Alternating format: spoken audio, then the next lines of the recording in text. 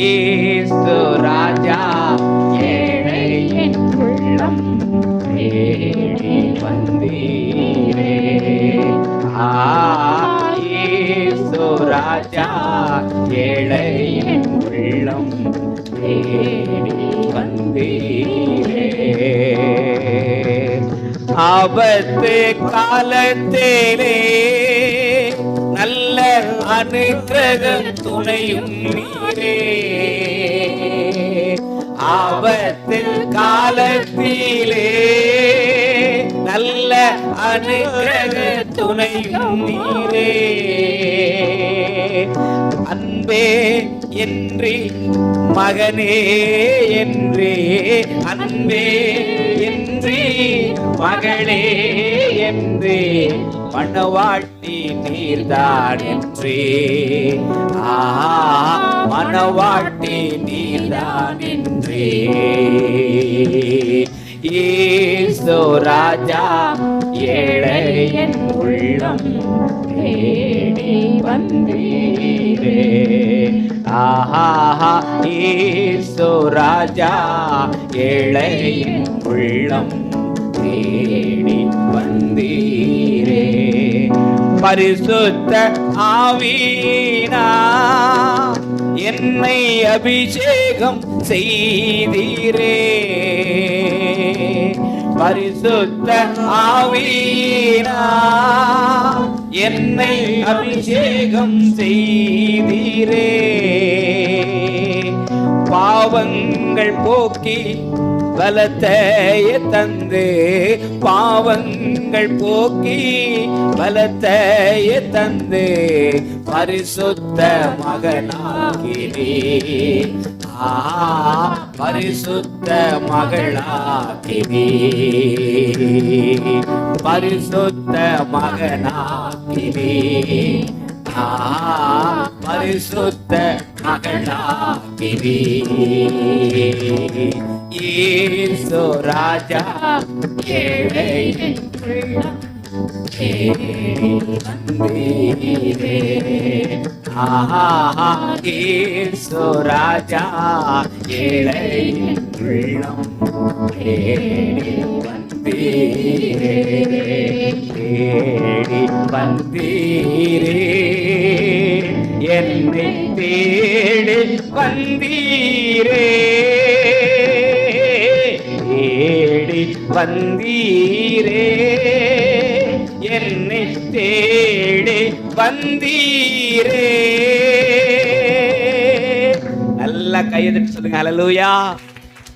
நான் தேடி போல, என்னை தேடி வந்த தெய்வம். நான் நாடி போகல, என்னை நாடி வந்த தெய்வம். எத்தனை பேர் சொல்ல முடியும்? தேடி வந்த தெய்வம் இயேசு, என்னை தேடி வந்த தெய்வம். எல்லா கை தட்டும். ரெடி, 1 2 3 4.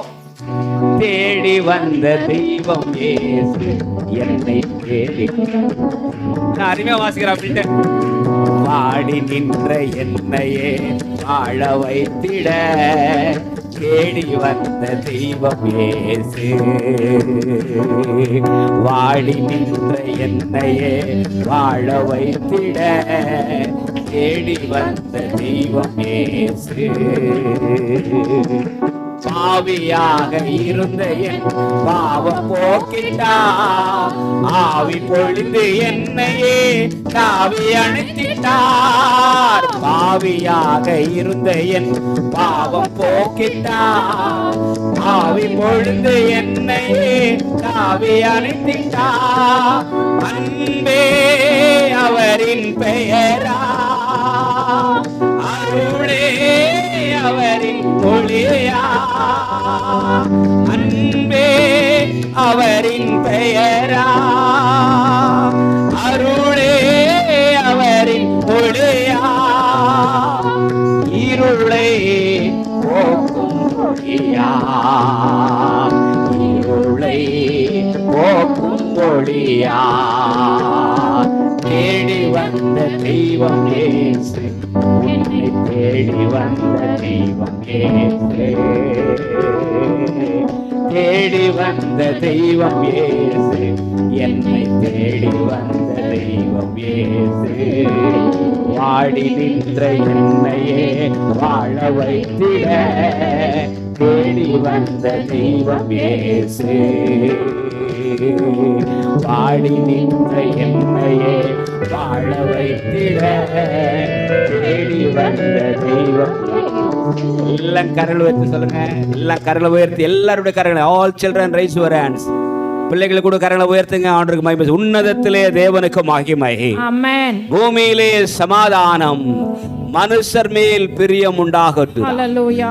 உன்னதத்தில் இருக்கிற தேவனுக்கு சமாதானம். ஹல்லேலூயா. ஓமக்கு மகிமை உண்டாகட்டும் ஆண்டவர். எல்லா கைகளை உயர்த்தி கர்த்தரை ஸ்தோத்திரம் பண்ணுங்க. ஹல்லேலூயா, ஹல்லேலூயா. ஆவியே தூய ஆவியே, ஆவியே தூய ஆவியே, ஆவியே தூய ஆவியே, ஆவியே தூய ஆவியே வந்தருளும் தூய ஆவியே தந்தருளும் தேவ மகிமையே. எல்லாம் சேர்த்து வந்தருளும் தூய ஆவியே தந்தருளும் தேவ மகிமையே. ஆவியே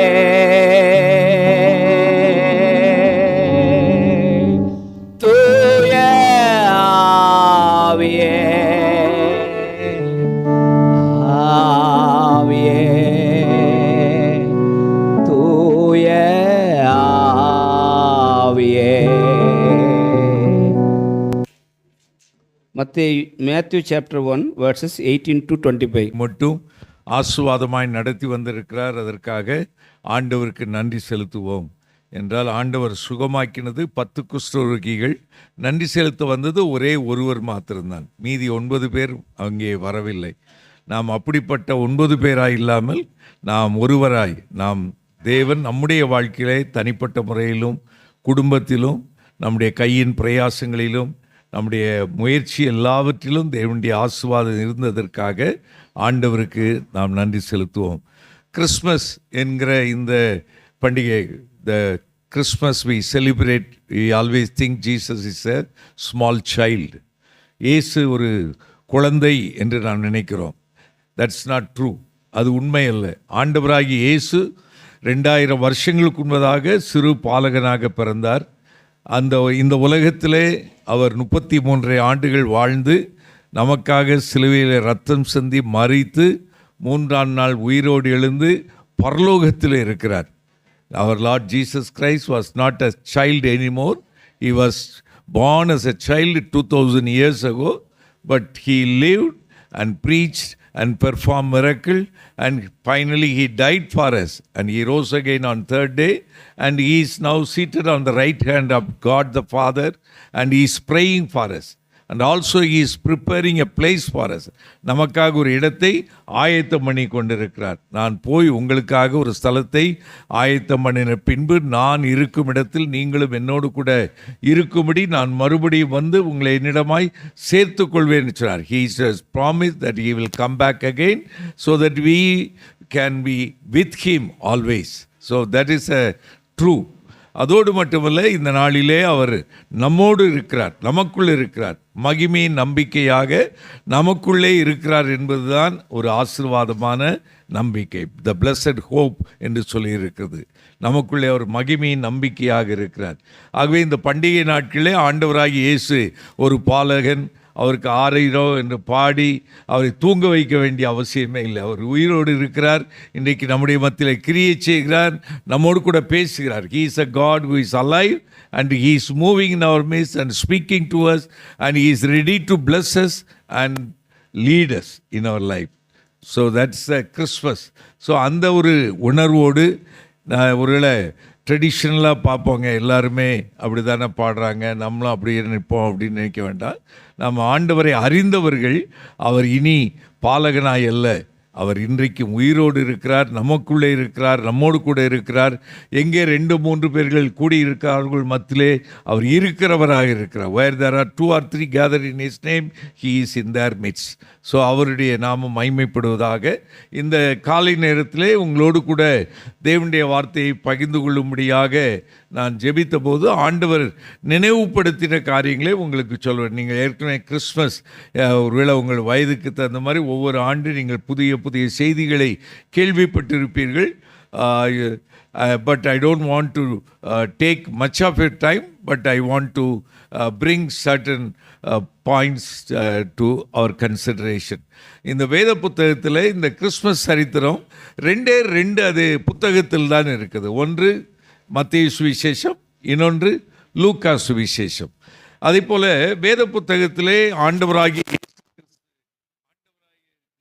சன்னிதானத்திலே 4 ஜீவன்கள், 24 மூப்பர்கள், ஆயிரமான பல்லாயிரக்கணக்கான தேவ தூதர்கள் இருக்கிறார்கள், கேருபீன்கள், சேராபீன்கள் இருக்கிறார் பார்க்கிறோம்.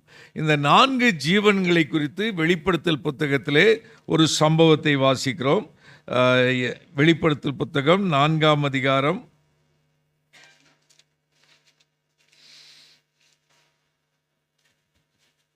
8வது வசனம்.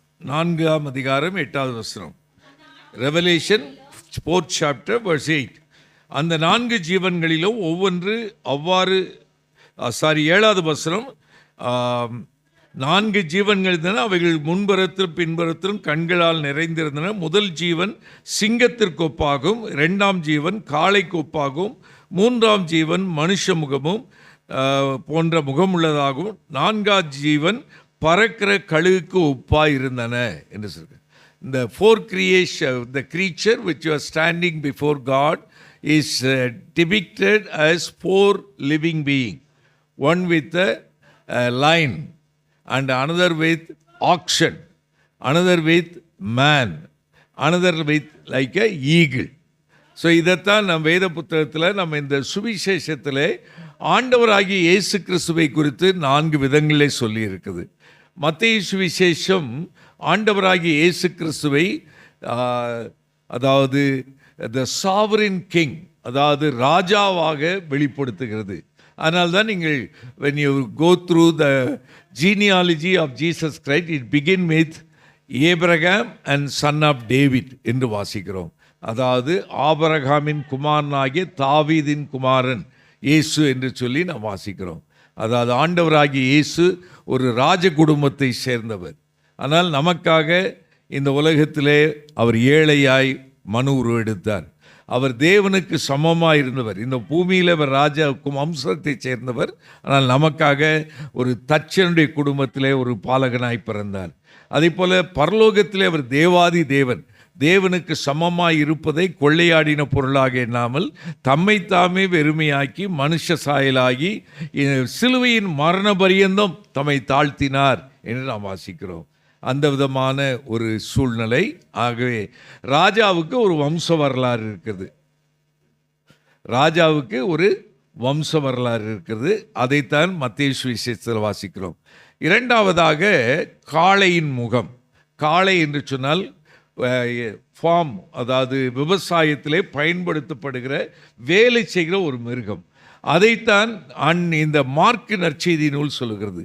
ஆண்டவராகிய Yesu Kiristhu is depicted as a suffering servant, அதாவது பாடு அனுபவிக்கிற தாசனாக, வேலைக்காரனாக அதில் இருக்கிறார். வேலைக்காரனுக்கு எந்த ஒரு பூர்வோத்திரமோ வம்ச வரலாறோ கிடையாது. ஆகவே மார்க்கு சுவிசேஷத்திலே அவருடைய பிறப்பை குறித்தோ அவருடைய குடும்பத்தை குறித்து நாம் வாசிக்கிறதே இல்லை. 3வதாக ஆண்டவராகிய இயேசு கிறிஸ்துவை மனுஷ முகத்திற்கு ஒப்பிடப்பட்டிருக்கிறது. அது லூக்கா நற்செய்தி நூலிலே வாசிக்கிறோம். ஆண்டவராகிய இயேசு கிறிஸ்து அவர் ஆதாமின் முதல் மனிதனாகிய ஆதாமின் வம்சத்திலே வருகிறவர் என்பதை அந்த லூக்கா நற்செய்தியில் இருக்கிற அந்த வம்ச வரலாறிலே வாசிக்கிறோம். We read about Jesus Christ as the son of Adam, அதாவது ஃபர்ஸ்ட் மேன் என்று வாசிக்கிறோம். அந்த மனிதனுக்கு ஒரு வம்ச வரலாறு இருக்குது. நமக்கென்று ஒரு குடும்பம், நம்முடைய தகப்பன், முற்பிதாக்கள், இப்படி இந்த கோத்திரத்தை சேர்ந்தவர்கள், இந்த இனத்தை சேர்ந்தவர்களெல்லாம் நாம் அறிந்திருக்கிறோம். அதைத்தான் இந்த வம்ச வரலாறு லூக்கா நற்செய்தியில் நாம் வாசிக்கிறோம். இந்த நான்காவதாக நாம் பார்க்கிறோம் என்றால் அது கழுகு என்று சொல்லியிருக்கு. கழுகு என்று சொன்னால் வானத்திலே உயரமாய் பறக்கிற ஒரு பறவை. அது தேவனுக்கு சமமாய் ஒப்பிடப்பட்டிருக்கிறது. அதாவது வானாதி வானங்களிலே பறக்கிற தேவாதி தேவன், வாசம் பண்ணுகிற தேவாதி தேவன். ஆகவே அவருக்கு தேவனுக்கு எந்த வம்ச வரலாறுமே கிடையாது. அவர் இருக்கிறவராகவே இருக்கிறார். அவர் அனாதி காலமாய் அவர் இருக்கிறார். அவருக்கு ஒரு பிறப்பு கிடையாது, இறப்பு கிடையாது. அதனால தான் நான் ஆதியும் அந்தமுமாய் இருக்கிறேன், துவக்கமும் முடிவுமாய் இருக்கிறேன் என்று சொல்லி நாம் வாசிக்கிறோம். ஆண்டவர் இந்த 4 சுவிசேஷத்திலே இந்த நாம் புரிந்து கொள்ளக்கூடிய விதத்திலே ஆண்டவராகிய இயேசு இந்த உலகத்தில் வந்தபோது அவர் ராஜகுமாரனாக நம்மை போன்று வேலை செய்கிற ஒரு மனிதனாக, அதாவது வேலை செய்கிற வேலைக்காரனை போலவும் இந்த பூமியிலே நாம் மனிதராயிருக்கிற நமக்கு மனிதனாகவும் நமக்கு கடைசியிலே பரலோகத்திலே கொண்டு சேர்க்கிற தேவனாக ஆண்டவர் வெளிப்பட்டார் என்று நாம் பார்க்கிறோம். இந்த கிறிஸ்துமஸ் சரித்திரத்தை நாம் பலமுறை கேட்டிருப்போம். ஆனால் ஆண்டவராகிய இயேசு கிறிஸ்து ஏதோ கட்டுக்கதை அல்ல, அது புனை கட்டுரைகள் என்று சொல்லி ஒரு அரசியல் தலைவர் சொன்னார். இதெல்லாம் புனை சுருட்டுகள் என்று சொன்னார்கள். அது வேற, மற்ற மதங்களிலே மார்க்கங்களில் இருக்கலாம், புனை சுருட்டாக இருக்கலாம். ஆனால் இந்த வேத புத்தகம் என்பது இந்த present day history. The Bible has the history which goes well with the world history also. So இந்த சரித்திரத்தில் அப்படி தான் இருக்கிற ஏரோது ராஜா இந்த குறிப்பிட்ட தேசத்தை ஆளுகை செய்தபோது இந்த இடத்திலே இந்த குடிமதிப்பு எழுதப்பட்டது. அதாவது இப்போ சென்சஸ் என்று சொல்கிற அந்த குடிமதிப்பு எழுதப்பட்டதெல்லாம் நாம் வாசிக்கிறோம். ஆகவே Jesus Christ, the birth of Jesus Christ is not a mythology but it's a history. ஆகவே அதை நாம் ஆண்டவருக்கு நன்றி செலுத்த வேண்டும். நாம் ஒரு சரித்திரபூர்வமான ஒரு தெய்வீக புருஷர் ஆண்டவராகிய இயேசுவை குறித்து தான் நாம் தியானிக்கிறோம். இந்த புத்தகத்திலே இந்த இயேசு கிறிஸ்துவுடைய பிறப்பை குறித்து அநேக தீர்க்க தரிசனங்கள் பழைய ஏற்பாட்டில் சொல்லியிருக்குது. இது சரித்திரபூர்வம் மட்டுமல்ல, இது ஏற்கனவே முன்னறிவிக்கப்பட்ட ஒரு தீர்க்க தரிசனத்தின்படியாக நிறைவேறிற்று. அதனால்தான் பவுலடியார் சொல்லும்போது கலாத்தியரில் காலம் நிறைவேறின போது ஸ்திரீயினிடத்தில் பிறந்தவர் என்று ஆண்டவராகிய இயேசு கிறிஸ்து சொல்றது. When the time comes, Christ born to the Virgin Mary என்று நாம் வாசிக்கிறோம். ஆண்டவராகிய இயேசு கிறிஸ்து காலம் நிறைவேறின போது இந்த பூமியிலே பிறந்தார்.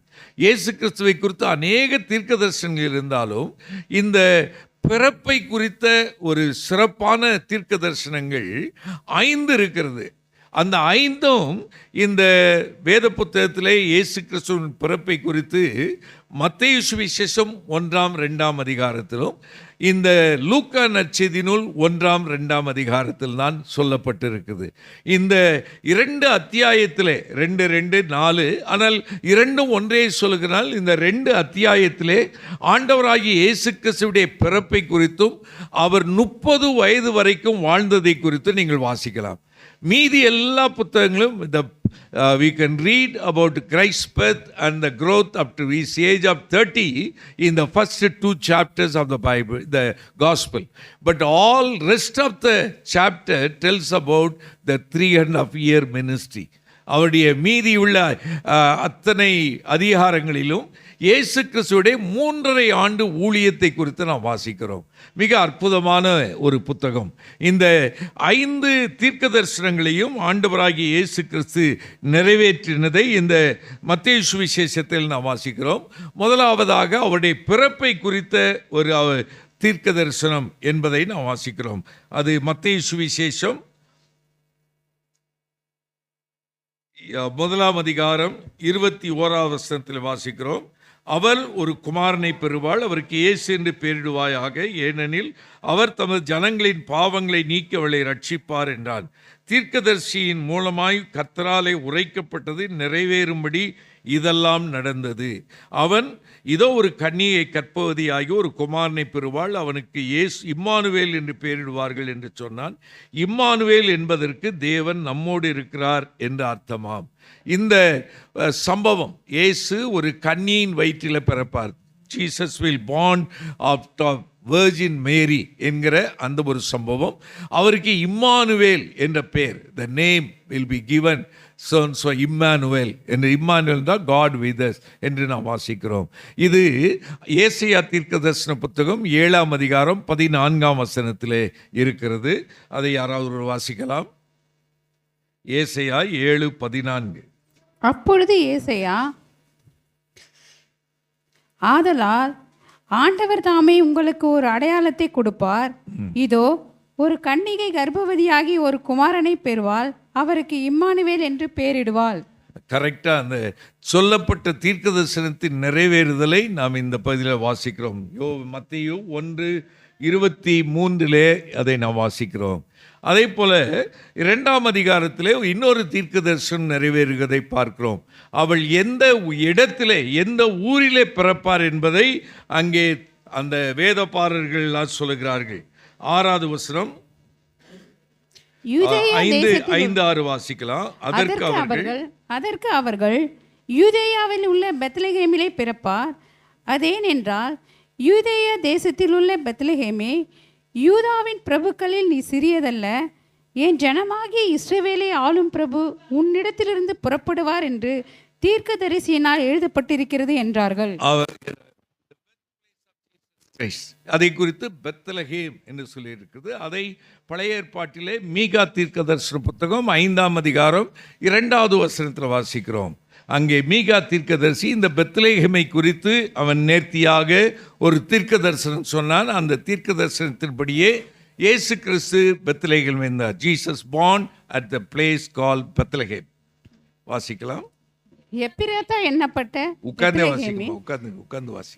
எப்பிராத்தா எண்ணப்பட்ட பெத்லகேமே, நீ யூதேயாவில் உள்ள ஆயிரங்களுக்குள்ளே சிறியதாய் இருந்தும் இஸ்ரவேலை ஆளப்போகிறவர் உன்னிடத்திலிருந்து புறப்பட்டு என்னிடத்தில் வருவார். இஸ்ரவேலை ஆளப்போகிறவர், the one who rules Israel என்று சொல்லி நாம் வாசிக்கிறோம். அது மீகா 5ஆம் அதிகாரம் 2வது வசனத்தில் நாம் வாசிக்கிறோம்.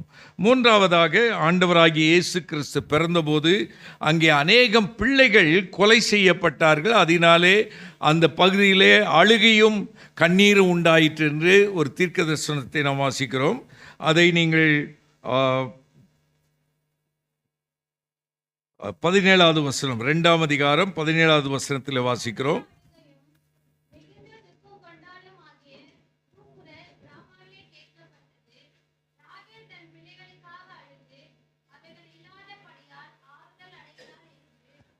ஆமாம், ஆண்டவராகிய இயேசு கிறிஸ்து பிறந்தபோது அவரை பார்க்கும்படியாக ஞானிகள் வந்தார்கள். When Jesus was born, the wise men came to see Jesus Christ. So அதை அவர்கள் நட்சத்திரத்தை பின்பற்றி வந்தபோது அவர்கள் தவறுதலாக ராஜா என்றால் அரண்மனையில் பிறப்பார் என்று சொல்லி எருசலேமில் இருக்கிற ஏரோதுடைய அரண்மனைக்கு போனார்கள். அங்கே தான் இந்த மீகா தீர்க்கதரிசன புத்தகத்தின் அடிப்படை அவர்கள் எருசலேமிலே அல்ல, அவர்கள் பெத்லகேமிலே பிறப்பார் என்ற செய்தியை கேட்டு அவர்கள் பெத்லகேம் போய் அவர்கள் பிள்ளையை பார்த்து தொழுது கொண்டு போனார்கள்.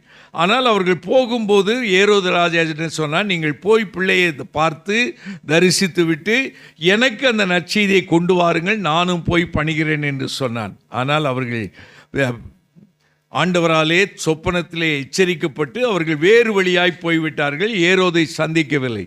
ஆகவே ஏரோது யூதருக்கு ராஜாவாய் இருக்கிறவரை கொலை செய்யும்படியாக அவன் உடனே அந்த பகுதியில் இருக்கிற 2 வயதுக்குட்பட்ட எல்லா ஆண் பிள்ளைகளையும் கொலை செய்ய வேண்டும் என்று அங்கே கட்டளையிட்டான். அதனாலே அங்கே அழுகையும் அங்கே கண்ணீரும் உண்டாயிற்று என்று எரேமியா தீர்க்கதரிசி ஏற்கனவே சொன்னான். எரேமியா தீர்க்கதரிசன புத்தகம் 31ஆம் அதிகாரம் 5வது வசனத்தில் அதை குறித்து நாம் வாசிக்கிறோம். 31:15 வாசிக்கிறோம். எரேமியா 31:15.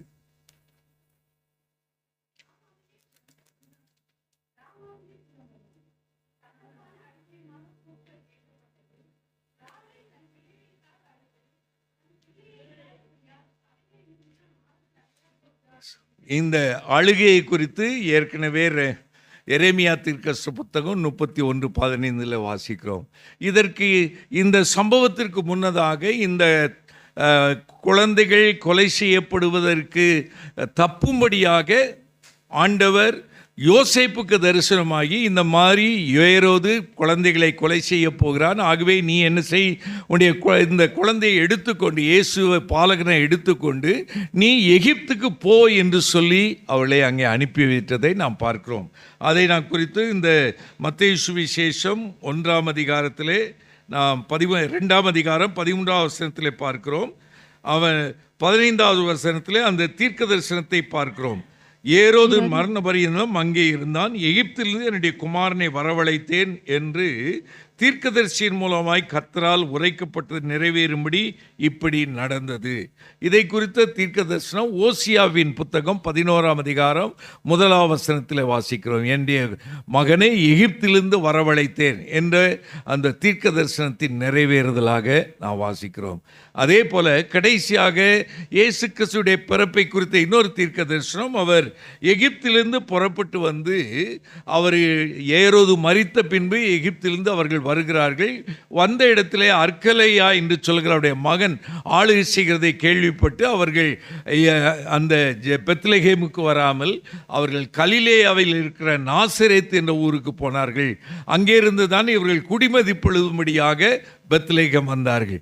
ஆகவே அவர்களுடைய வேலை ஸ்தலமாகிய நாசரேத்துக்கு அவர்கள் போனார்கள் என்று நாம் வாசிக்கிறோம். அந்த நாசரேத்தில் இருந்து அவர் வந்தபடியினால் அவர் நசரேயன் என்று அழைக்கப்படுவார்.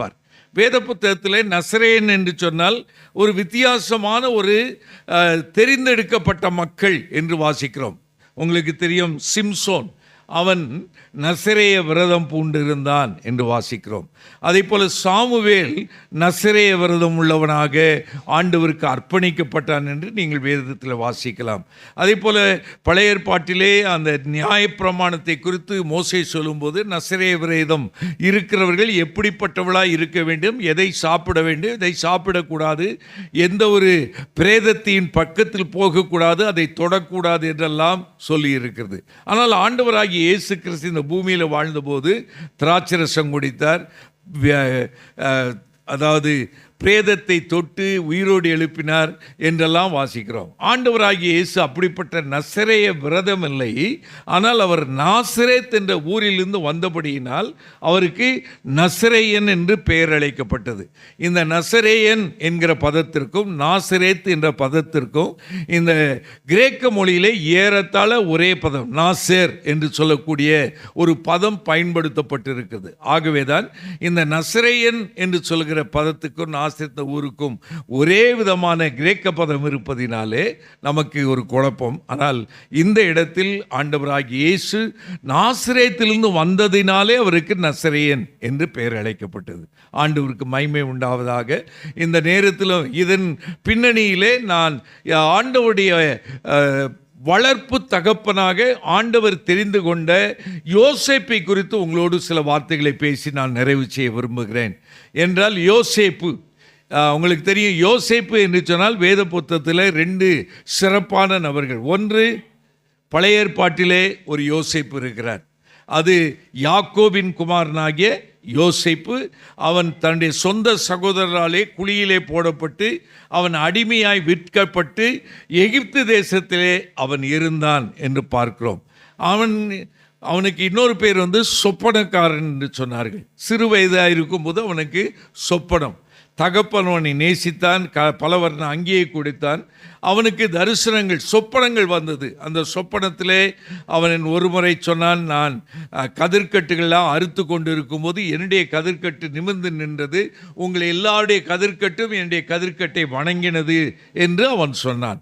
இன்னொரு முறை சொன்னான், நான் வானத்திலே இருந்தேன், சூரிய சந்திர நட்சத்திரங்கள் என்னை வணங்குகிறது போல ஒரு சொப்பனம் கண்டேன் என்று சொன்னான். அப்பொழுது அவன் தகப்பனே சொன்னான், நானும் உன்னுடைய சகோதரரும் வந்து உன்னை பணிந்து கொள்வோமா என்று சொல்லி அவனை கடிந்து கொண்டான் என்று பார்க்கிறோம். ஆனால் அந்த சொப்பனத்தை அவன் இருதயத்திலே அவன் வைத்திருந்தான். ஒரு நாள் வந்தது, அந்த சொப்பனம் அப்படியே பலித்து விட்டது. அவனுடைய சகோதரர்கள் பணிந்தார்கள். அவனுடைய தகப்பன் அவன் இப்படிப்பட்ட உயர்ந்த நிலைகளை பார்த்து அவன் மகிழ்ந்தான் என்று நாம் பார்க்கிறோம். இப்படி இந்த யோசேப்பு என்று சொன்னால் Joseph was a man of dream என்று வாசிக்கிறோம். அதே போல ஆண்டவராகிய இயேசு கிறிஸ்துவுடைய வளர்ப்பு தகப்பனாய் தெரிந்து கொள்ளப்பட்ட இந்த யோசேப்பும் also had many dreams. வேத புத்தகத்தில் இந்த சொப்பனங்கள் என்று சொல்லும்போது சொப்பனங்கள், தரிசனங்கள் இருக்குது. ஆவியானவர் ஊற்றப்படும் போது நாம் வாசிக்கிறோம், மாம்சமான யாவர் மேலும் என் ஆவியை ஊற்றுவேன், அப்பொழுது உங்கள் வாலிபர்கள் தரிசனங்களை காண்பார்கள், உங்கள் மூப்பர் சொப்பனங்களை காண்பார்கள் என்று சொல்லியிருக்கிறது. ஏறத்தாழ தரிசனம் சொப்பனம் என்பது ஒன்று போல காணப்பட்டாலும் தேவனுடைய வார்த்தை சொல்லுகிறது, where there is no vision people perish. தரிசனம் இல்லாத இடத்திலே சொப்பனத்தோடு, அர்த்தமுள்ள ஒரு சொப்பனத்தோடு கூடிய ஒரு வாழ்க்கைக்கு ஒரு லட்சியம் இருக்கிறது. அந்த லட்சியம் இல்லாவிட்டால் நம்முடைய வாழ்க்கை சீர்கெட்டு போகும். ஆகவே இந்த யோசேப்பு, வளர்ப்பு தகப்பனாய் ஆண்டவரால் தெரிந்து கொள்ளப்பட்ட யோசேப்புக்கு தேவன் கொடுத்த தரிசனங்களை குறித்து, சொப்பனத்தை குறித்து நான் சொல்ல விரும்புகிறேன். அதை கூட நாம் அறிந்து கொள்ள வேண்டிய இன்னொன்று என்றால், there are 21 dreams in the Bible. பைபிளில் 21 ட்ரீம்ஸ் இருக்கிறது. அந்த 21 ட்ரீம்ஸில் 5 dreams, only 5 dreams are found in gospel. 21 சொப்பனங்கள் இருக்கிறது வேதம் முழுவதும். அதிலே 16 சொப்பனங்கள் பழைய ஏற்பாட்டில் இருக்குது, 5 சொப்பனங்கள் இந்த புதிய ஏற்பாட்டில் இருக்கிறது. அது சுவிசேஷத்தில். என்றால் மற்ற இடத்திலெல்லாம் தரிசனம் என்று தான் இருக்கும். சொப்பனம் என்கிற வார்த்தையோடு பயன்படுத்தப்பட்டது 5 இடத்தில் தான் சொல்லப்பட்டிருக்குது. அந்த 5 சொப்பனமும் இந்த முதல் 2 அத்தியாயத்தில் இருக்கிறது. அது இன்னும் சிறப்பு. நாம் இந்த கிறிஸ்துவின் பிறப்பினோடு சம்பந்தப்பட்டது. All the dreams are related to Christ birth என்று சொல்லி நாம் பார்க்கிறோம். அதில் 4 யோசேப்புக்கு கொடுக்கப்பட்டது, 1 ஞானிகளுக்கு கொடுக்கப்பட்டது. அதை நீங்கள் வீட்டில் போய் தேடி கண்டு பார்த்து கொள்ளுங்கள். ஆனால் நான் இந்த இடத்துல இந்த சொப்பனத்தின் வாயிலாக யோசேப்புடைய வாழ்க்கையில் ஏற்பட்ட ஒரு சம்பவங்கள் நம்முடைய வாழ்க்கைக்கு எப்படி மிக பிரயோஜனமாக இருக்கும்ன்றதை சொல்ல விரும்புகிறேன். இந்த முதல் சொப்பனத்திலே நாம் என்ன வாசிக்கணும் சொன்னால், யோவான் மத்தேயு சுவிசேஷம் 1 அதிகாரம் 19ஆம் வசனம் 20ஆம் வசனத்தில், அதாவது 18லேருந்து நாம் வாசிக்கும் போது, அவள் பரிசுத்த ஆவியினாலே கர்ப்பவதியானாள் என்று காணப்பட்டது. அவள் புருஷனாகிய யோசேப்பு நீதிமானாயிருந்து அவளை அவமானப்படுத்த மனதில்லாமல் இரகசியமாய் அவளை தள்ளிவிட யோசனையாயிருந்தான். அவன் இப்படி சிந்தித்து கொண்டிருக்கையில் கர்த்தருடைய தூதன் சொப்பனத்தில் அவனுக்கு காணப்பட்டு, தாவீதின் குமாரனாகிய யோசேப்பு, உன் மனைவியாகிய மரியாளை சேர்த்து கொள்ள ஐயப்படாதே, அவளுக்கு உற்பத்தியாயிருக்கிறது பரிசுத்த ஆவியினால் உண்டானது என்று சொல்லப்பட்டது. உடனே அவளை அவன் சேர்த்து கொண்டான் என்று பார்க்கிறோம். யோசேப்பு நித்திரை தெளிந்து எழுந்து கர்த்தருடைய தூதன் தனக்கு கட்டளையிட்டபடியே தன் மனைவியை சேர்த்து கொண்டு அவள் தன் முதற்பேரான குமாரனை பெருமளவும் அவளை அறியாதிருந்து அவருக்கு இயேசு என்று பெயரிட்டான். இது முதல் ஒரு சொப்பனம். இந்த இடத்துல யோசேப்பை குறித்து வாசிக்கும் போது தெளிவாய் சொல்லுகிறது, அவன் நீதிமானாயிருந்தான். அவன் தனக்கு நியமிக்கப்பட்ட மனைவியை அவன் ரகசியமாய் தள்ளிவிட மனதாயிருந்தான். அவன் he didn't want to hurt her publicly. அவளை வெளியரங்கமாய் பொது இடத்திலே அவளை அவமானப்படுத்த விரும்பாமல் ரகசியமாய் தள்ளிவிட அவன் விரும்பினான் என்று பார்க்கிறோம். இதிலிருந்து வாசிக்கிற சம்பவம் என்னவென்றால், இந்த யோசேப்பு ஒரு நீதிமான். ஆனால் அதைவிட முக்கியம் என்னவென்றால், ஒரு திருமணத்திற்காக நிச்சயப்படுத்தப்பட்டிருக்கிற ஒரு வாலிபன். ஒருவேளை இன்னைக்கு யாராவது ஒருவருக்கு திருமணம் என்று சொன்னால், அது மணவாளனாயிருந்தாலும் மணப்பெண்ணாயிருந்தாலும் அவளுக்குள்ளே ஒரு பரவசமான ஒரு எதிர்பார்ப்பு இருந்து கொண்டே இருக்கும். அப்படிப்பட்ட ஒரு பிரகாசமான எதிர்காலத்தை நோக்கி அவன் இருந்து கொண்டு இருக்கும்போது அவனுடைய வாழ்க்கையே முற்றிலும் உடைந்து போகத்தக்கதான ஒரு செய்தி. அவனுடைய நியமிக்கப்பட்ட பெண் இப்பொழுது கர்ப்பவதியாக இருக்கிறாள் என்று கேள்விப்பட்டான். அப்படிப்பட்ட சந்தர்ப்பத்தில் அதை குறித்து, ஐயோ இப்படி நடந்து விட்டதே, நான் என்ன செய்வேன் என்று அவன் கலங்கி தவித்து அவன் மிகுந்த வேதனையோடு இருக்கும்போது தேவன் அவனுக்கு சொப்பனத்தை கொடுத்து அதன் மூலமாய் அவனோடு பேசினார். அந்த கற்பம் எப்படி ஆயிற்று என்பதை யோசேப்புக்கு ஆண்டவர் தாமே தம்முடைய தூதனை அனுப்பி விளக்கம் கொடுக்கிறார். இது பரிசுத்த ஆவியினால் உண்டானது, அவருக்கு இயேசு என்று பெயரிடுவாயாக. அவர் இந்த பூமியில் இருக்கிற ஜனங்கள் எல்லாருடைய பாவத்தை மன்னிக்கிறவராய் இருப்பார் என்றும், அவர் தன் ஒரு கன்னி பெண் கர்ப்பவதி ஆவாள், ஒரு இதோ கன்னிகை கர்ப்பவதி ஆகி என்று சொல்லியிருக்கிற அந்த தீர்க்க தரிசனத்தின் நிறைவேறுதல் என்று அவனுக்கு சொல்லப்பட்ட போது, அவருக்கு இம்மானுவேல் என்று பெயரிடுவார்கள் என்று சொல்லியிருக்கிற அந்த தீர்க்க வசனங்களாம் சொன்ன போது அவன் இல்லத்தில் ஒரு பெரிய சமாதானம் வந்து விட்டது. அதைத்தான் இந்த யோசேப்புடைய முதல் சொப்பனத்திலே பார்க்கிறோம். இன்றைக்கு ஒருவேளை நம்முடைய வாழ்க்கையில் கூட பல குழப்பமான சூழ்நிலைகளை நாம் சந்திக்கலாம். எதிர்பாராத ஒரு மோசமான விளைவுகளை நாம் சந்தித்து கொண்டிருக்கலாம். அதனாலே நான் கலங்கி இருக்கலாம், ஒருவேளை என்ன செய்வென்று திகைத்து கொண்டிருக்கலாம்.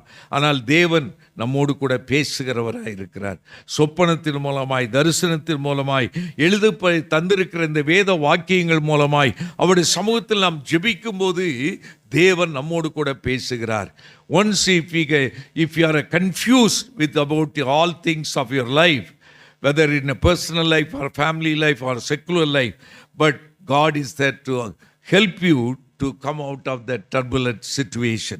நம்முடைய வாழ்க்கையில் நாம் கடந்து வருகிற இக்கட்டான, நெருக்கடியான, கண்ணீர் நிறைந்த, துயரமான, எதிர்பாராத நம்முடைய உடைந்து போன வாழ்க்கையை சரிப்படுத்துவதற்கு தேவன் நம்மோடு கூட இருக்கிறார்.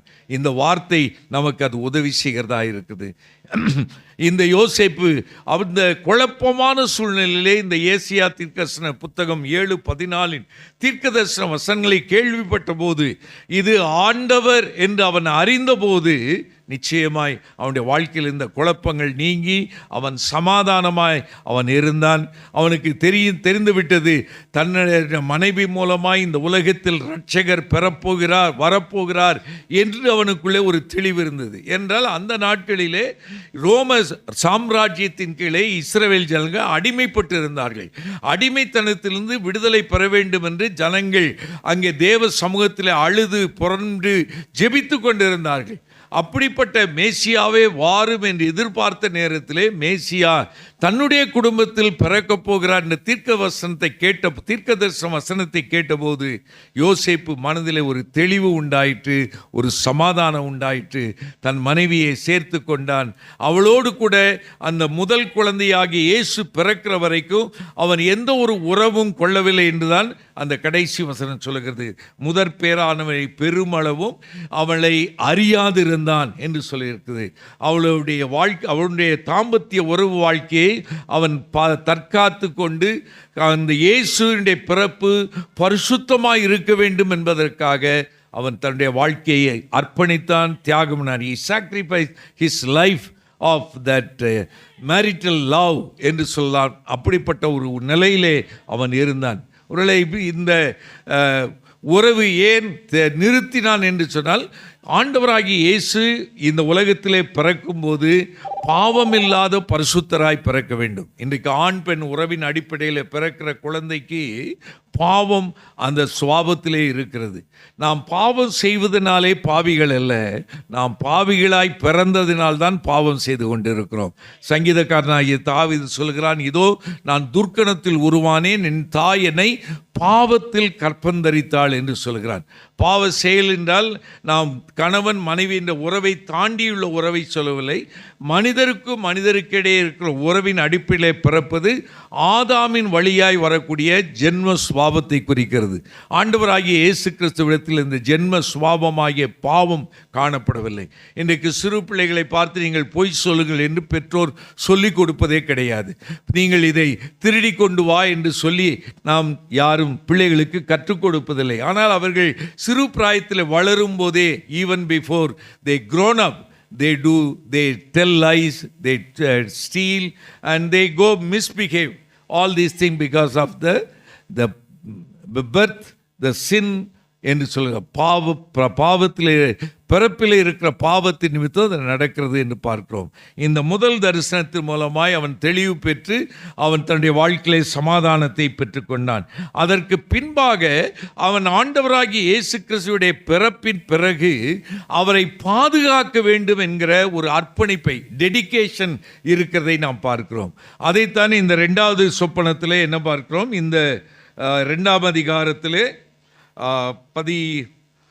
13ஆம் வசனம், அவர்கள் போன பின்பு கர்த்தருடைய தூதன் சொப்பனத்தில் யோசேப்புக்கு காணப்பட்டு, ஏரோது பிள்ளையை கொலை செய்ய தேடுவான், ஆதலால் நீ எழுந்து என் பிள்ளையையும் அதன் தாயையும் கூட்டிக் கொண்டு எகிப்துக்கு ஓடிப்போய் நான் உனக்கு சொல்லும் வரைக்கும் அங்கே இரு என்றான். இந்த இடத்துல இயேசு கிறிஸ்துவாகிய பாலகனை இந்த ஏரோது கொலை செய்ய வகை தேடுவான் என்று ஆண்டவர் முன்னறித்து அவனுக்கு சொன்னபடியினாலே குழந்தையை எடுத்துக்கொண்டு எகிப்து தேசத்திற்கு அவன் ஓடிப்போனான் என்று வாசிக்கிறோம். நான் 2014ஆம் ஆண்டிலே என்னுடைய குடும்பமாக நாங்கள் அந்த ஹோலி லேண்ட் டூர் போகும்போது, ஹோலி லேண்ட் என்று சொன்னால் நம்ம இஸ்ரவேல் நாடு என்று யோசிப்போம். ஆனால் அதிலே யோர்தானையும் சேர்ப்பார்கள், எகிப்துக்கும் போகிற ஒரு பிரயாணம் இருக்கும். எகிப்து தேசத்திலே ஒரே ஒரு இடத்துக்கு தான் கூட்டி போவார்கள். எங்கே என்றால் இயேசுவும் அவருடைய குடும்பம், த ஹோலி ஃபேமிலி ஸ்டேட் ஹியர் என்று ஒரு வீட்டை அங்கே அவர்கள் வைத்திருக்கிறார்கள். அது ஒரு கத்தோலிக்க திருச்சபை அதை பராமரித்து வருகிறது. அந்த இடத்துல ஒரு கார்பென்ட்ரி ஷாப் இருக்கும், அங்கே குடியிருந்த அங்கே சமையல் கட்டு இருக்கும், படுக்கை அறை இருக்கும், இதெல்லாம் சுட்டி காட்டுவார்கள். இந்த இடத்தில்தான் இயேசு பாலகன் தன்னுடைய பெற்றோரோடு கூட இருந்தார் என்று அவர்கள் சொல்வார்கள். ஆனால் அதே நேரத்தில் சபை சரித்திரத்தை வல்லுநர்கள் சொல்லுகிறார்கள், இயேசு கிறிஸ்து அங்கே போனபோது 300க்கும் அதிகமான இடங்களிலே அவர்கள் பதுங்கி பதுங்கி வாழ்ந்தார்கள் என்று வாசிக்கிறோம். என்றால் ஏரோது அங்கே எகிப்து தேசம் வரைக்கும் ஆட்களை அனுப்பி கொலை செய்ய வகை தேடினதாக அங்கே சொல்லுகிறார்கள். ஆகவே ஆண்டவராகிய இயேசு கிறிஸ்து இந்த யோசேப்பு தன்னுடைய பிறந்த பாலகனை பாதுகாப்பதற்காக அவர் அநேக தியாகத்தை, sacrifice, he did lot of sacrifice, அதை நாம் வாசிக்கிறோம். அது எதற்காக என்றால் இயேசுவை பாதுகாத்து கொள்வதற்காக.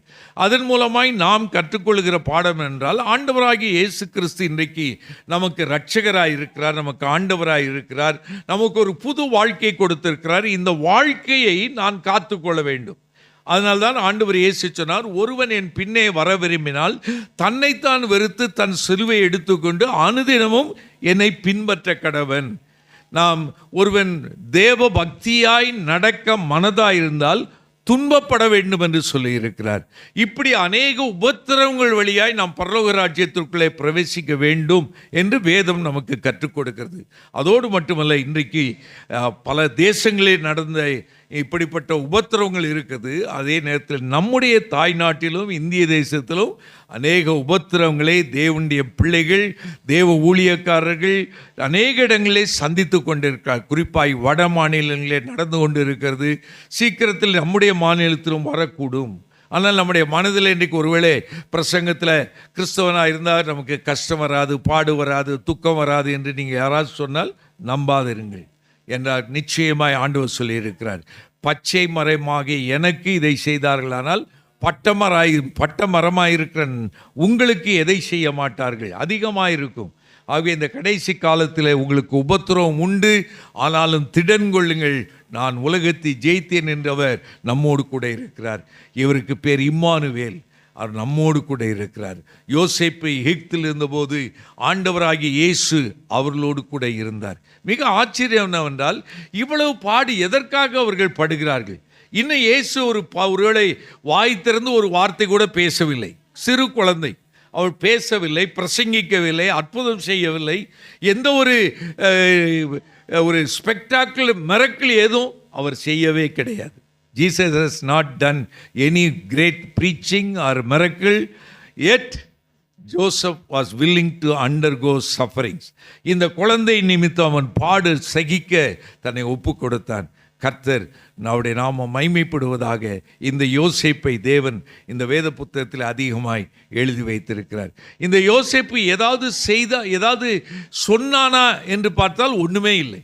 யோசேப்பு இந்த தரிசனத்தை பார்த்தேன் என்று அவன் வாய் திறந்து சொல்லவே இல்லை. ஆனால் அவன் வாழ்க்கையிலே கண்ட சொப்பனத்திற்கு ஆண்டவர் கொடுத்த ஆலோசனைக்கு கீழ்ப்படிந்தான் என்று பார்க்கிறோம். ஒருவேளை யோசிக்கலாம், நம்ம ஆண்டவர் கீழ்ப்படிந்தால் கஷ்டம் வராதுன்னு நினைக்கலாம். ஆனால் கீழ்ப்படிந்தாலும் கஷ்டம் வரத்தான் செய்யும். ஏன்னால் ஒவ்வொருவரை குறித்தும் தேவன் ஒரு சித்தம் வைத்திருக்கிறார். ஒவ்வொருவருக்கும் அதை நிறைவேற்றும்படியாய் தேவன் அதை செய்வார். ஏன்னால் நமக்கு தெரியும், யோசேப்பு அவ்வளவு சிறப்பான ஒரு மனிதன். அவன் தரிசனக்காரனாக இருந்தான். ஆனால் அவன் ஏறத்தாழ 14-15 ஆண்டுகள் அவன் அந்த பதவியில் வருவதற்குனாகிய பாடுகளை பட்டான். அவரோடு கூட பாடுகளை பட்டால் அவரோடு கூட ஆளுகை செய்வோம். bear the cross and wear the crown என்று சொல்வார்கள். அவரோடு கூட சிலுவை சுமந்தால் அவரோடு கூட நாம் ஆளுகையும் செய்வோம் என்பது ஆண்டவருடைய வாக்கு. இந்த யோசேப்பு தன்னுடைய பாலகனாய் ஆண்டவர் கொடுத்த இயேசு கிறிஸ்துவை தூக்கி கொண்டு எருசலேமுக்கு போனால் அது நிமித்தம் என்னுடைய குமாரனை எகிப்திலிருந்து வரவழைத்தேன் என்கிற வாக்கு தத்தத்தை, அந்த தீர்க்க தரிசனத்தை நிறைவேறலுக்கும் காரணமாக இருந்தது என்று பார்க்கிறோம். மூன்றாவதாக இந்த யோசேப்புக்கு கொடுக்கப்பட்ட இன்னொரு தரிசனம் என்றால் 19ஆம் வசனம். ஏரோது இறந்த பின்பு கர்த்தருடைய தூதன் எகிப்திலே யோசேப்புக்கு சொப்பனத்தில் காணப்பட்டு, நீ எழுந்து பிள்ளையும் அதன் தாயையும் கூட்டிக் கொண்டு இஸ்ரவேல் தேசத்துக்கு போ, பிள்ளையை பிராணனை வாங்க தேடியவர்கள் இறந்து போனார்கள் என்றான். அவன் எழுந்து பிள்ளையும் அதன் தாயையும் கூட்டிக் கொண்டு இஸ்ரவேல் தேசத்துக்கு வந்தான் என்று பார்க்கிறோம். அதாவது நம்முடைய ஆண்டவர் நமக்கு தருகிற த சஃபரிங்ஸ், அதாவது the problems we face is not forever என்பது தான் இந்த வார்த்தை. நம்முடைய தரிசனத்திலே தேவன் கொடுக்கிற இந்த தரிசனத்து மூலமாய் ஆண்டவர் நமக்கு சொல்லுகிற பாடம் என்றால், நீங்கள் படுகிற பாடுகள், பிரயாசங்கள், நெருக்கங்கள், துன்பங்கள், துயரங்கள் எல்லாம் எந்நாளும் இருக்க போவதே கிடையாது. உங்கள் துக்கம் சந்தோஷமாய் மாறும். ஆண்டவர் அற்புதம் செய்கிற தேவன். நம்ம தேவனுடைய வார்த்தையில் வாசிக்கிறோம், சோதிக்கப்படுகிறவர்களுக்கு அவர் உதவி செய்கிறவராயிருக்கிறார். அவர் திராணிக்கு மிஞ்சி நம்மை சோதிக்க இடம் கொடுப்பதே கிடையாது. நம்முடைய உருவம் என்னதென்று அவர் அறிந்திருக்கிறார். நம்மை உபத்திரவத்தின் குகையிலே புடமிட்டு அவர் சுத்த பொன்னாக நம்மை மாற்றுவார். ஹல்லேலூயா. நம்ம இன்றைக்கு படுகிற பாடுகள், பிரயாசெல்லாம் எதுக்குன்னா நம்மை அவரை போல மாற்றுவதற்காக. ஹல்லேலூயா. என்றால் தேவனுடைய வார்த்தையில் அப்படித்தான் வாசிக்கிறோம். நம்மை அவருடைய சாயலுக்கு ஒப்பாயிருப்பதற்கு நம்மை முன்குறித்திருக்கிறார். இந்த வசனம் எங்கே சொல்லியிருக்குதுமா? தேவனிடத்தில் அன்பு கூறுவர்களுக்கு சகலமும் நன்மைக்கு எதுவாக நடக்கிறது என்று சொல்லுகிற ரோமன் நிருபத்தின் வசனத்தோடு இணைந்து வருகிறது. என்ன நன்மை? நம்மை அவருடைய சாயலுக்கு ஒப்பாய் முன்குறித்திருக்கிறார் என்பதுதான் த குட் திங், நன்மை என்று நாம் வாசிக்கிறோம். ஆகவே இந்த குறிப்பிட்ட சொப்பனத்தின் மூலமாய் ஆண்டவர் இந்த யோசேப்புக்கு இருந்த அந்த நெருக்கடி தீர்ந்து விட்டது என்று சொல்லி அவனை அனுப்புகிறார் என்று பார்க்கிறோம். நம்முடைய வாழ்க்கையிலும் ஒரு நாள் வரும் நிச்சயமாய். யோசேப்பு எப்படி அந்த குழியிலிருந்து தூக்கி எடுக்கப்பட்டு அவன் ராஜ சிங்காசனத்துக்கு வந்த பிறந்த prison to palace என்று சொல்வார்கள், அப்படிப்பட்ட உயர்வுக்கு நேராய் நம்மை நடத்தினார். ஆனால் ஏற்ற காலத்தில் தேவன் நம்மை உயர்த்தும்படி அவருடைய பலத்த கரத்திற்குள் அடங்கி இருக்க வேண்டும். நாம் முயற்சி எடுத்தால் ஒன்றுமே நடக்காது. ஒரு இங்கே யோசித்து பார்க்கலாம். யோசேப்பு அங்கே சிறைச்சாலையில் இருக்கும்போது 2 பேருடைய சொப்பனத்துக்கு அர்த்தம் சொன்னான். அப்படி அர்த்தம் சொன்னபோது அவன் சொன்னபடியே நடந்தது. அந்த பானபாத்திரக்காரன் பானபாத்திரக்காரன் திரும்ப அந்த ஸ்தானத்துக்கு போனான். அந்த சுயம்பாகி தூக்கிலே போடப்பட்டான். ஆனால் அவன் வெளியே போகும்போது சொன்னான், நீ உயர்த்தப்படும் போது என்னை நினைத்துக்கொள் என்று சொன்னான். ஆனால் அவன் மறந்து போனான். எப்போது வரைக்கும்? பார்வோனுக்கு ஒரு சொப்பனம் வருகிற வரைக்கும் அவனுக்கு ஞாபகமே இல்லை. வந்த பிறகுதான் ஞாபகம் வந்தது. அதே போல தான் நம்முடைய வாழ்க்கையிலே நாம் ஏதாவது குறுக்கு வழியிலே நமக்கு இருக்கிற கஷ்டங்கள், பாடுகளை நாம் மேற்கொள்ளலாம் என்று யோசித்தால் அது ஆண்டவர் அனுமதிக்க மாட்டார். ஒருவேளை அப்படியே நடந்தால், ஒரு எடுத்துக்காட்டு சொல்லுவாங்க, இந்த கூட்டுப்புழுவில் இருக்கிற அதை அதுவாக கஷ்டப்பட்டு வெளியே வந்து பட்டாம்பூச்சியாய் மாற வேண்டும். அதை நாம் ஹெல்ப் பண்ணுறோம் என்று அந்த கூட்டை பிரித்து விட்டால் அந்த பூச்சி அங்கே செத்துவிடும். அதை போல தான் நம்முடைய வாழ்க்கை. தேவன் எதற்காக நம்முடைய வாழ்க்கையிலே துன்பங்களை, துயரங்களை, பாடுகளை, கஷ்டங்களை, நெருக்கங்களை அனுமதிக்கிறாரோ அவைகளை பொறுமையோடு சகித்து நாம் மகிமையை வெளிப்படத்தக்கதாக ஆண்டு உதவி செய்கிறார். 4வதாக இந்த இடத்துல வாசிக்கிறோம், யோசேப்பு கிடைத்த 4வது சொப்பனம் கடைசியிலே, ஆகிலும் அவன் சொப்பனத்தில் தேவனால் எச்சரிக்கப்பட்டு கலிலேயா நாட்டின் புறங்களிலே விலகி போய் நாசரேத் எனும் ஊரிலே வந்து வாசமணினான். நசரேன் என்று அழைக்கப்படுவார் என்று தீர்க்கதரிசியால் உரைக்கப்பட்ட நிறைவேறும்படி இப்படி நடந்தது. இந்த இடத்திலும் அந்த உபத்திரவத்தினுடைய சூழ்நிலையை நாம் பார்க்கிறோம். அவன் அங்கே வந்தாலும் ஏரோதின் மகனாகிய அர்க்கலையு இருக்கிறதை கேள்விப்பட்டு அவன் அங்கே நாசரேத்தில் போய் தங்கினான் என்று பார்க்கிறோம். இந்த நாசரேத்தில் இருந்து ஏதாவது நன்மை வரக்கூடுமா என்று அங்கே சுவிசேஷத்திலே ஆண்டவர் இயேசு யோவான் செய்தியுள்ள வாசிக்கிறோம். அப்படி ஒரு அப்ஸ்க்யூர் பிளேஸில் போய் வாழும்படியாக ஆண்டவர் நடத்த, ஒருவேளை நம்முடைய வாழ்க்கையிலும் கூட நாம் இருக்கிற சூழ்நிலைகளே நாம் ஏதோ தள்ளப்பட்டது போல, ஒதுக்கப்பட்டது போல, ஒரு முக்கியம் இல்லாத ஒரு இடத்திலே தள்ளப்பட்டவர்களாய் காணப்படலாம். ஆனால் ஆண்டவர் அதை அப்படியே விட்டுவிட மாட்டார். அற்பமான ஆரம்பத்தினாலே யார் அசட்டை பண்ணாலும் துவக்கம் அற்பமாக இருந்தாலும் முடிவு சம்பூர்ணமாக இருக்கும். நிச்சயமாய் ஒரு முடிவு உண்டு. அது தேவனுடைய நாம மகிமைக்கு ஏற்றதாய் அது நடக்கும் என்பதில் எந்த ஒரு சந்தேகமே கிடையாது. இந்த யோசேப்பின் வாழ்க்கை மூலமாய் நாம் கற்றுக்கொள்ளக்கூடிய மிகப்பெரிய பாடம், நம்முடைய வாழ்க்கையின் பாடுகள் துன்பங்கள் எல்லாவற்றிலும் அவர் நம்மோடு கூட இருக்கிறார். நமக்கு உதவி செய்ய வல்லவராக இருக்கிறார். நம்மை வழி நடத்துகிற தெய்வமாக இருக்கிறார். நம்முடைய வாழ்க்கையினுடைய துன்பங்கள் எந்நாளும் இருக்காது, என்னால் ஒரு நாள் முடிந்து போகும் என்பதை நிச்சயத்தோடு இவைகள் மூலமாய் நாம் மகிமையில் அவரை சந்திப்போம் என்ற எதிர்பார்ப்போடு கூட வாழ நமக்கு கிருபை செய்வாராக. இந்த கிறிஸ்மஸ் காலங்களிலே வெறும் பண்டிகையாக நாம் கொண்டாடி நாம் விடக்கூடாது. இந்த 2ஆம் அதிகாரம் முடியும் போது இயேசுவும் அவருடைய பெற்றோரும் எருசலேமுக்கு போகிறதை நாம் வாசிக்கிறோம். 12 வயதாக இருக்கும்போது அவர்கள் எருசலேமுக்கு போனார்கள்.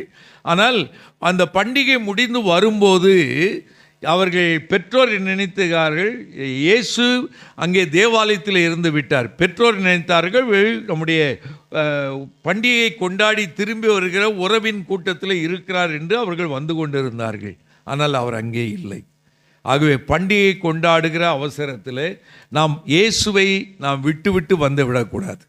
இயேசு அவர் நம் தேவாலயத்திலே இருக்கிறவராக இருக்கிறார்.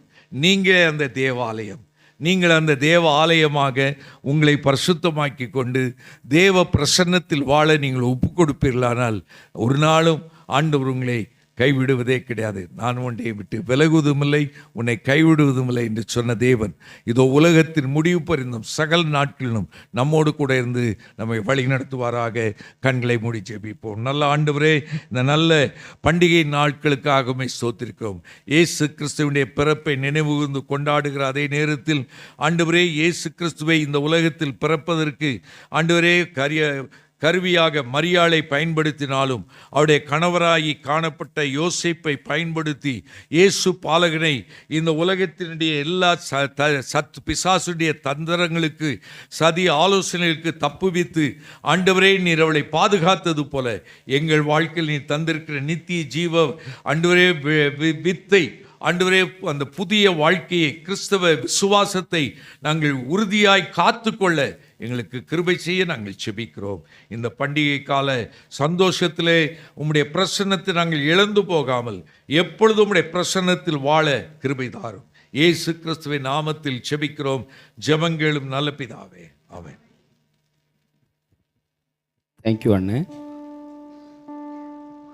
ஜெயராஜன் அவர்கள் ஒரு பைபிள் ஸ்காலர். ஒரு அருமையான செய்தி. இந்த செய்தியை நீங்கள் மற்றவர்களுக்கும் அறிமுகப்படுத்தலாம். யூடியூப்பில் நம்முடைய Emmanuel evangelical church India, church of India என்று நீங்கள் யூடியூப்பில் போட்டிங்கன்னு சொன்னால் ஒவ்வொரு வாரம் நடைபெறுகிற செய்திகள் அங்கே ஒளிபரப்பப்படுகிறது. அதை நீங்கள் பயன்பெறும்படியாக மற்றவர்கள் சொல்லும்படியாக உங்களை நான் அன்போடு கேட்டுக்கொண்டேன். மிகவும் அருமையான ஒரு செய்தி இன்றைக்கு நாம் கேட்டோம். இயேசு நமக்காக பிறந்தார். யோசேப்பின் வாழ்க்கை, சொப்பன வாழ்க்கை, தரிசன வாழ்க்கை. நமக்கு தரிசனம் சொப்பனங்கள் தேவை என்பதை நாம் புரிந்து கொள்ள வேண்டும். அவர் பிறந்தனுடைய நோக்கம் நாம் வாழ்வு பெறுவதற்காக. தேவன் தம்முடைய ஒரே பேரான குமாரனை விசுவாசிக்கிறவன் எவனோ அவன் கெட்டு போகாமல் அவரை தந்தருளி இவ்வளவாய் உலகத்தில் அன்பு கூர்ந்தார். ஆண்டவருடைய விலையேற பெற்ற அன்பு இந்த உலகத்திலே வெளிப்பட்டது கிறிஸ்துவின் பிறப்பின் செய்தியாக. அதுவே நமக்கு நற்செய்தி. வறுமையான சத்தியத்தை நாம் தெளிவாக இன்றி புரிந்து கொண்டோம். எல்லார் சார்பாக ரெவரண்ட் ஜெயராஜன் அண்ணனுக்கு நன்றியை நான் தெரிவித்துக் கொள்கின்றேன். அவர்களையும் அவருடைய பணியையும் ஆண்டவர் இன்னும் சிறப்போடு செயல்பட கர்த்தர் அவர்களுக்கு இன்னும் தீர்க்காய் தந்து உதவி செய்வராக. உம்முடைய திருவுணவை ஆண்டவரே நீர் எங்களுக்கு தந்ததுக்காக நன்றி சொல்கின்றோம். உம்முடைய பிறப்பு, வளர்ப்பு, இறப்பு மரணம், உயிர்த்தெழுதல், வருகையை நாங்கள் நற்செய்தி நாங்கள் நினைவு கூறும்படி செய்தீரே எமக்கு நன்றி சொல்கின்றோம். உடைய வார்த்தை ஆண்டவரே பகிர்ந்து கொண்ட நம்முடைய அடியாரை கர்த்தர் நீர் ஆசீர்வதித்திருக்கின்றீர், குடும்பத்தை ஆசீர்வதித்திருக்கின்றீர், பிள்ளைகளை ஆசீர்வதித்திருக்க நன்றி சொல்கின்றோம். ஆண்டவரே உமது ஊழியர்களாக நம்முடைய நாமத்திலே எங்கள் ஒவ்வொரு குடும்பங்களை வாழ்த்தி ஆசீர்வதிக்கிறோம். இன்றைக்கு இருக்கிற அந்த மகிழ்ச்சி, சந்தோஷம், மன நிம்மதி என்றைக்கும் ஒவ்வொருடைய வாழ்க்கையிலும் தங்கியிருக்கட்டும்.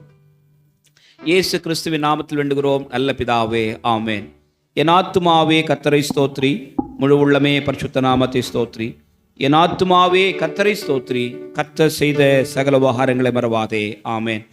தேவ ஆசீர்வாதத்தோடு அடியாரே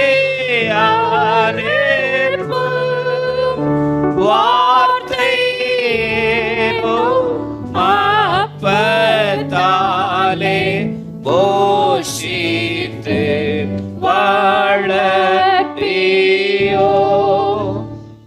இப்போதும் மை தேடி வந்து மனதார